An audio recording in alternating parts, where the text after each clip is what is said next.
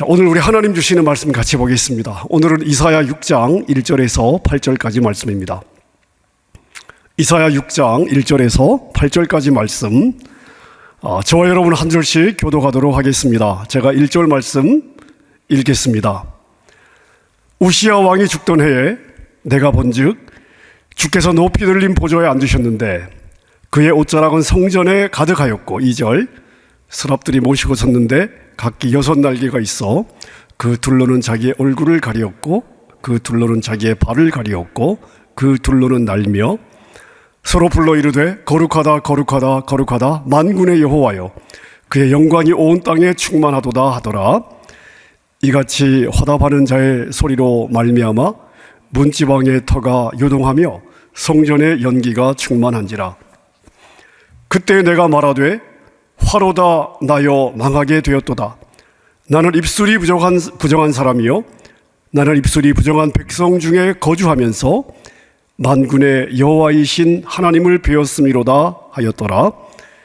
그때에 그 서랍 중에 하나가 부젓가락으로 제단에서 집은 바 핀 숯을 손에 가지고 내게로 날아와서 그것을 내 입술에 대며 이르되 보라, 이것이 내 입에 닿았으니 너의 악이 제하여졌고 너의 죄가 사하여졌느니라 하더라. 함께 읽습니다. 내가 또 주의 목소리를 들으니 주께서 이르시되 내가 누구를 보내며 누가 우리를 위하여 갈고 하시니 그때에 내가 이르되 내가 여기 있나이다, 나를 보내소서. 아멘. 지난 주일 저희가 우시야 왕을 생각해 보았습니다. 우시야 왕은 16살에 왕이 되어서 50년 이상 남쪽 유다 왕국을 다스렸습니다. 다스리는 동안에 다윗과 솔로몬 이후에 가장 부강한 나라를 만들었습니다. 자, 16살에 처음 왕이 되었을 때는 정말 겸손하게 하나님의 은혜를 구했습니다. 자, 하나님의 은혜를 구한다는 것은 어떤 의미일까요? 하나님, 내 힘으로 이 나라 제대로 못 이끌어 갑니다. 그러니 주님이 나를 도와주십시오. 주님이 책임지시고 나를 도와주십시오. 자, 이런 의미가 아니겠습니까? 우리가 하나님께 맡기면 하나님은 기쁘게 책임져 주시는 줄로 믿습니다. 주님 앞에 엎드려 살려달라고 하면 하나님은 반드시 은혜를 주시는 줄로 믿습니다. 자, 그런데 나라가 잘 나가니까 우시야가 어떻게 되었습니까? 마음이 교만해졌습니다. 자, 교만해지면 종교적 열심은 더 강해지는 경향이 있습니다. 마음의 중심이 하나님과 연합되지 않으면 영적으로 안에 영이 불안하기 때문에 사실은 하나님과 영과 영으로 더 연합되는 방향으로 가야 되는데 하나님을 그렇게 대면할 가난한 마음이 없다 보니까 그 불안한 마음이 어디를 향하게 되냐면 겉으로 드러나는 종교적 열심으로 나타나게 되는 경우가 많습니다. 자, 근데 자아가 살아 있습니다. 그리고 마음이 교만해지면 이게 보이지 않습니다. 우시야가 그랬습니다. 그러다가 인생 말년에 문둥병에 걸려서 완전히 버려진 인생을 살게 되었습니다. 자, 시작도 중요하지만 끝이 좋아야 될 줄로 믿습니다. 오늘 예배드리는 우리 성도님들, 처음보다 끝이 더 잘 되고 처음보다 끝이 더 아름다운 인생 되시기를 주님의 이름으로 축원합니다. 자, 이사야 선지자는 제사를 섬기는 제사장입니다. 자, 그런데 오늘 본문 1절을 보니까 우시야가 죽은 후에 이사야 선지자가 성전에서 제사를 섬기다가 하나님의 임재를 보게 됩니다. 자, 근데 오늘 1절을 보면 이사야 선지자가 성전에서 하나님의 임재를 목격했다. 자, 이렇게 적어도 될 텐데 굳이 그 앞에 어떤 내용을 넣고 있냐 하면 우시야가 죽은 후에 자, 이러한 경험을 했다는 것을 강조하고 있습니다. 자, 우시야가 죽은 이 시점에 이사야 선지자의 영적 눈이 열린 것을 성경이 왜 굳이 기록하고 있을까요? 여러분, 왕이 나라를 잘 다스려서 나라가 부강해지면 백성들의 마음이 평안해지지 않겠습니까? 백성들의 입장에서는 하나님도 의지했겠지만 눈에 보이는 인간 왕도 분명히 많이 의지했을 것입니다.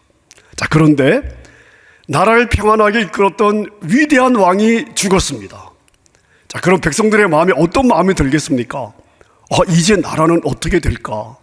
계속해서 나라가 평안할까? 걱정도 되고, 자, 불안해지지 않겠습니까? 자, 여러분, 이것이 중요합니다. 인간은 자신이 의지했던 세상의 것이 끊어질 때 비로소 하나님을 온전하게 찾기 시작합니다. 의지했던 세상의 것이 없어지니까 하나님 앞에서 마음이 어떻게 되겠습니까? 마음이 가난해지는 것입니다. 물론 그 전에도 신앙의 삶을 살았습니다. 제사장으로서 제사도 인도했습니다. 자, 그런데 의지했던 세상의 것이 없어지니까 하나님밖에 안 남습니다.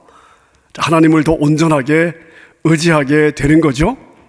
자, 여러분, 바로 이때 영의 눈을 가렸던 세상의 껍질이 벗겨지는 것입니다. 마음이 가난해질 때, 하나님을 온전히 의지하게 될 때 우리의 영의 눈을 가렸던 세상의 껍질이 벗겨지게 되는 것입니다.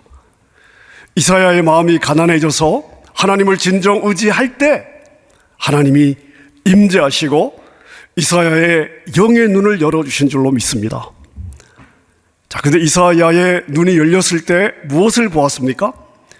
성전에 가득하게 임재하시는, 성전에 꽉 차게 임재하시는 하나님의 영광을 눈으로 목격하게 되었습니다.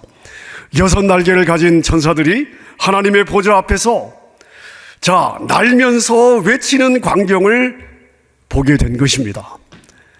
자, 그런데 천사들이 날면서 뭐라고 외치고 있냐면 3절에 보니까 거룩하다 거룩하다 거룩하다 만군의 여호와여, 그의 영광이 온 땅에 충만하도다.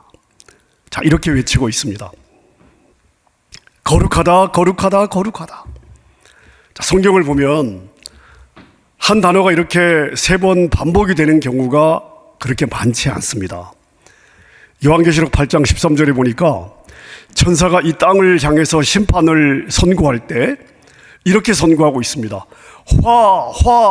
화가 있으리로다.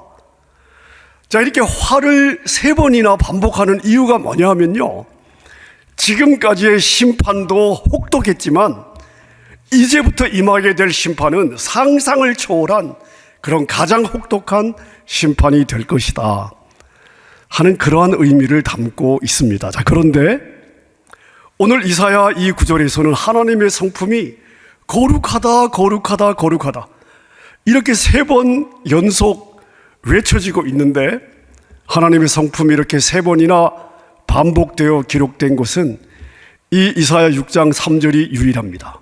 자, 그런데 보세요, 여러분. 능하시다 능하시다 능하시다라고 외치지 않습니다. 사랑이라 사랑이라 사랑이라 이렇게 외치지도 않습니다. 물론 하나님은 전능하신 분이시고 또 사랑이신 하나님이시고 신실하신 분이십니다. 자, 그러나 다른 모든 속성보다 뛰어난 하나님의 가장 중요한 속성은 뭐냐? 성품은 뭐냐? 하나님의 거룩하심입니다. 하나님의 거룩한 성품 안에 하나님의 존재의 본질, 하나님 그 본체의 영광이 다 들어 있습니다. 이사야가 바로 그것을 본 것입니다. 그 하나님의 영광을 본 것입니다. 거룩하신 하나님, 그분의 본체에서 뿜어내는 하나님의 영광을 이사야가 목격하게 된 것입니다. 자, 이렇게 하나님의 영광을 본 이사야가 어떻게 반응하고 있습니까?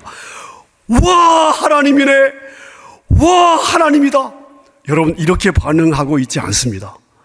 오히려 오늘 본문 6절에 보니까 이사야가 이렇게 부르짖고 있습니다. 화로다, 재앙이 나에게 닥치겠구나. 이제 나는 죽게 되었구나. 나는 입술이 부정한 사람인데 입술이 부정한 백성 가운데 살고 있으면서 감히 왕이신 만군의 주님을 만나 뵙다니. 여러분, 하나님의 영광을 보자마자 이사야가 뭐라고 외치고 있습니까? 화로다. 나에게 화가 미쳤구나. 재앙이 나에게 닥치겠구나. 나는 이제 죽었구나. 여러분, 이것이 무엇을 의미하겠습니까? 하나님의 화가 임한다는 거, 어떤 의미일까요?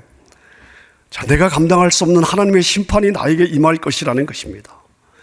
자, 그래서 하나님의 화가 임하면 인간이 어떻게 되겠습니까?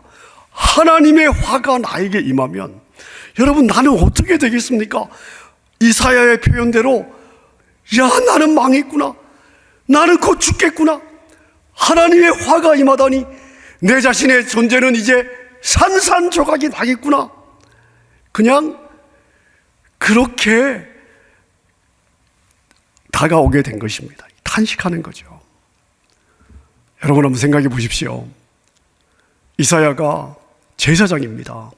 평생 제사장으로서 제사를 섬겼습니다. 하나님을 섬겼어요. 백성들을 대신해서, 또 백성들과 더불어, 또 백성들을 위한 제사를 평생 하나님께 드렸던 제사장입니다. 자, 그런데 하나님의 이러한 실존, 거룩하신 성품에서 뿜어내는 그 하나님의 영광의 실존을 이사야 선지자가 지금 직접 자기 육신의 눈으로 목격한 것입니다. 난생 처음으로 하나님이 진짜 어떤 하나님이신지가 가슴에 확 다가오게 된 것입니다. 이 하나님의 실존, 하나님의 영광을 대면하는 순간 이사야의 모든 자존감이 한순간에 사라졌습니다. 자아와 인간에 대한 자신감이 한순간에 무너졌습니다. 인생의 모든 것이 한순간에 아무것도 아니구나, 무용지물이구나, 의미가 없구나, 이걸 깨닫게 된 것입니다. 여러분, 하나님의 이 실존 앞에서 인간의 교만이 자리 잡을 자리가 어디 있겠습니까? 그래서 오늘 본문을 보면 어떤 인상을 받냐면요, 이사야가 얼굴을 땅에 대고 엎드려 바닥을 기는 것 같은 그러한 느낌을 받습니다. 숨을 곳, 숨고 싶어요. 숨을 곳을 찾는데 이 숨을 곳이 없는 그런 마음을 저희가 읽을 수가 있습니다. 여러분, 이 영광스러운 하나님의 그 실존을 이사야가 바라보면서 그때 자신이 바라보았던 장면을 6절, 7절에서 이렇게 기록을 하고 있습니다. 그때의 서랍들 가운데서 하나가 제단에서 타고 있는 숯을 부집개로 집어 손에 들고 나에게 날라와서 그것을 나의 입에 대며 말하였다. 이것이 너의 입술에 닿았으니 너의 악은 사라지고 너의 죄는 사해졌느니라. 여러분, 제단 앞에서 타고 있던 이 뜨거운 숯이 이사야에게 닿았을 때 이사야의 죄는 녹아지고 모든 악이 사라진 줄로 믿습니다. 여러분, 제단 앞에 이 숯이 이사야를 어떻게 한 것입니까? 깨끗하게 한 것입니다. 정화시킨 것입니다. 정결케 한 것입니다. 자, 그리고 나서 어떤 일이 일어납니까? 이렇게 정결케 된 이사야가 하나님의 음성을 듣습니다. 내가 누구를 보내며 누가 우리를 위하여 갈꼬? 이사야가 즉시 대답합니다. 내가 여기 있나이다. 주여 나를 보내소서. 여러분, 우리가 지금 이 구절들을 통해서 주목해야 될 것이 있습니다. 여러분, 이 장면에서 이사야를 한번 보십시오. 하나님을 대면했습니다. 하나님의 영광을 보았습니다. 성전 앞에서 타고 있던 숯으로 깨끗함을 입었습니다. 자, 그러자 어떤 일이 일어났습니까? 귀가 열렸습니다. 하나님의 음성이 들렸습니다. 내가 누구를 보낼꼬?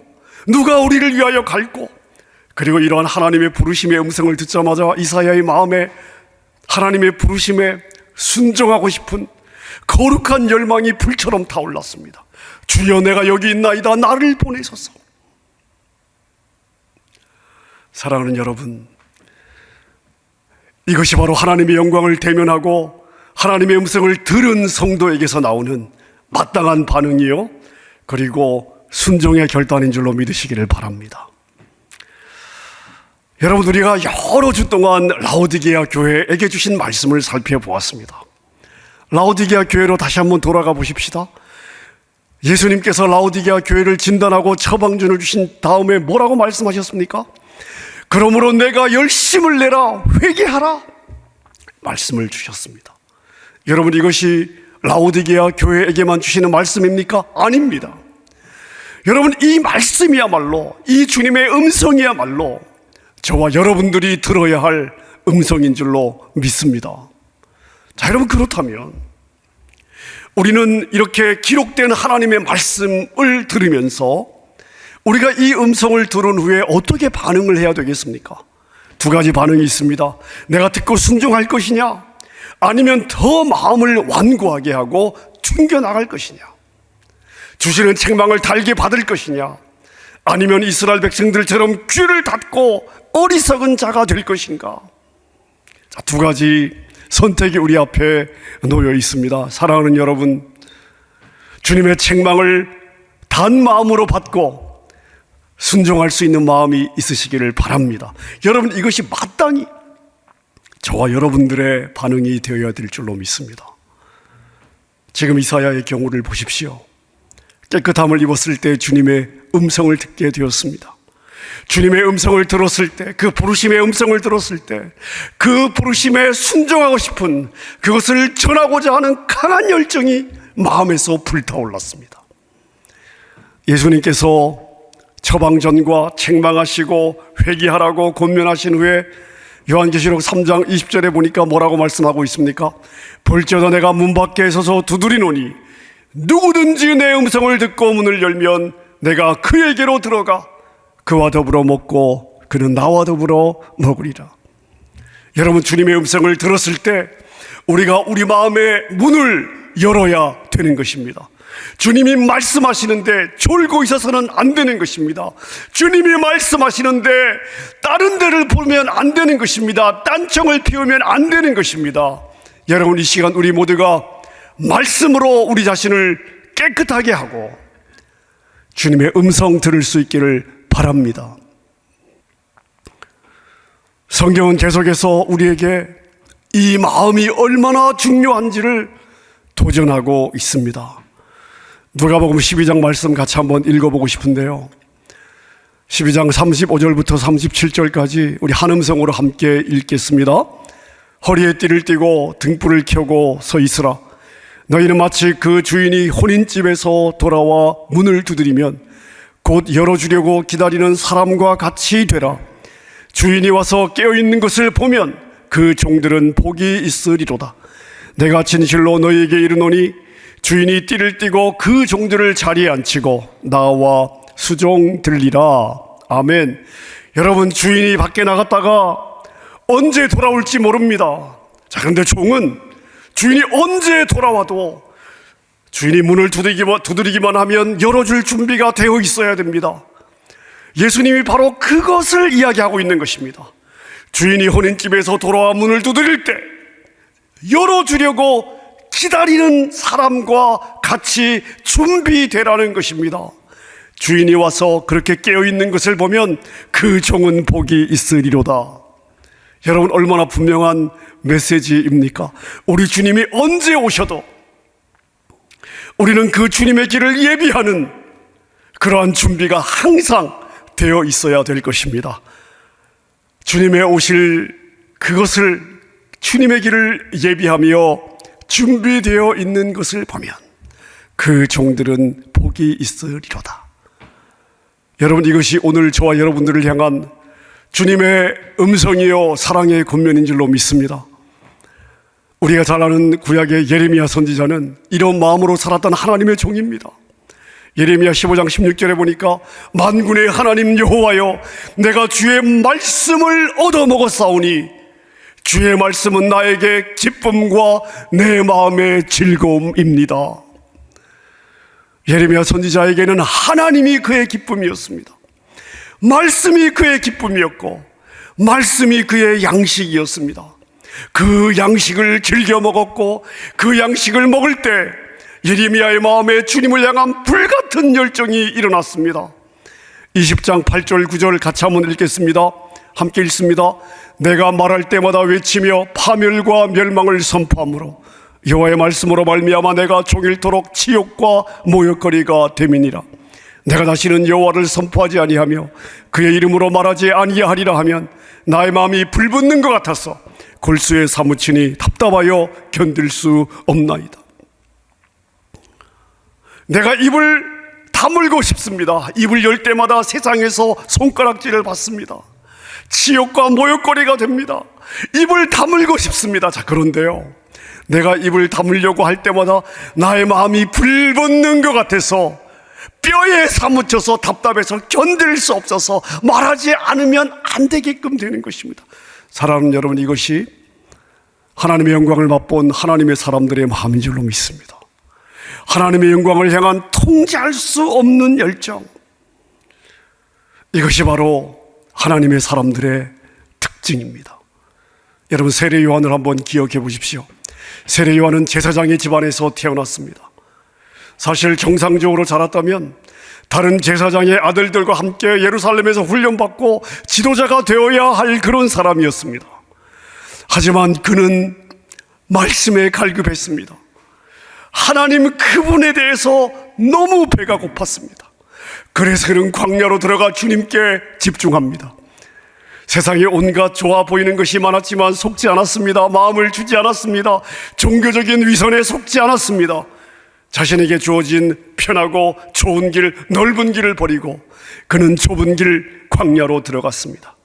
그리고 세례 요한이 광야로 나가자 어떤 일이 일어났습니까? 하나님의 말씀이 그에게 임했습니다. 누가복음 3장 2절에 보니까 하나님의 말씀이 빈들에서 사가랴의 아들 요한에게 임한지라. 아멘입니까? 하나님의 말씀이 요한에게 임한 장소가 어디라고요? 바로 빈들이었습니다. 광야였습니다. 요한이 광야에서 빈 마음으로 하나님 앞에 섰을 때 하나님의 말씀이 요한에게 임한 줄로 믿습니다. 여러분, 그리고 세례 요한도 하나님의 마음을 전달하는 메신저가 되지 않습니까? 사랑하는 여러분, 우리는 이 세상에서 나그네와 순례자로 살도록 부르심을 받았습니다. 여러분, 이곳이 우리가 영원히 거할 곳이 아닙니다. 우리는 이곳에서 이 땅을 향해 하나님의 영광을 반사해내도록 살다가 돌아가야 될 본향이 있는 사람들입니다. 모세와 이사야와 예레미야와 요한과 바울과 같은 우리 신앙의 선배들이 다 그 하나님의 영광에 대한 열정과 불로 그 심령이 활활 타오르는 삶을 살았습니다. 그들은 그런 부르심을 받았고 뜨거운 가슴으로 그 부르심에 순종했고 자신의 온 몸을 살라 그 부르심대로 살다가 자신들의 본향으로 돌아갔습니다. 여러분, 하지만 우리가 이 세상을 향한 욕심에서 내 자신을 끊지 않는다면, 내 자신을 구별하지 않는다면, 내가 내 세상의 이 욕심을 쫓아간다면 세상의 것이 너무 좋아서 이 영광스러운 부르심은 절대 보이지 않을 것입니다. 세상의 소리가 너무 즐거워서 하나님의 부르심은 절대 들리지 않을 것입니다. 그리고 우리의 가슴은 세상의 것에는 흥분이 되어도 하나님의 영광으로는 불타오르지 않을 것입니다. 말씀을 맺겠습니다. 사랑하는 여러분, 여러분은 무엇을 보고 있으십니까? 여러분의 관심은 무엇입니까? 여러분은 어떤 것에 열을 받으십니까?